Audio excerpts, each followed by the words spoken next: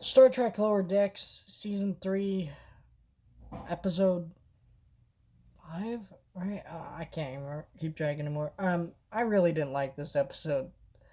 I liked it more than the last 3 or so episodes because the episode had a subplot that felt more like something in Star Trek, which is that the subplot in this episode is that you got this dude, the guy with the robotic eye thing, gets taken over by some evil variant of himself kind of thing, and I'm like, okay, that's like a little Star Trek thing. That was fun. I like that storyline, and it developed that character a little bit more. I'm like, okay, that's fun. Then we get to the next part of the episode,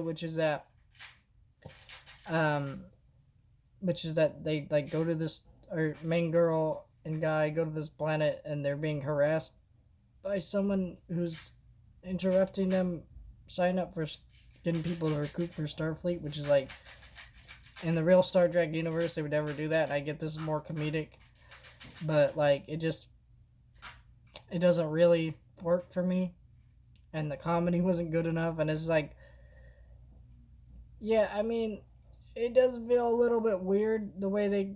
I don't know. The comedy in this show is very strange. It doesn't feel like it should be in a Star Trek show. I just don't get the point of this show. But I was watching it and I'm like, see, it's weird. I like the story of this episode slightly better than the rest, and I think it feels more like Star Trek than the rest. But the other episodes had more humor, so I don't know. It's kind of a mixed bag of an episode. I just didn't care. I don't know, I just really don't care for this show. I'm surprised it's actually lasted this long because it's weird that it has like a fan base. It must be really cheap to make and produce. I can't imagine with the animation that they make for the show that it's like the most expensive animation. And then it's just like, it doesn't look.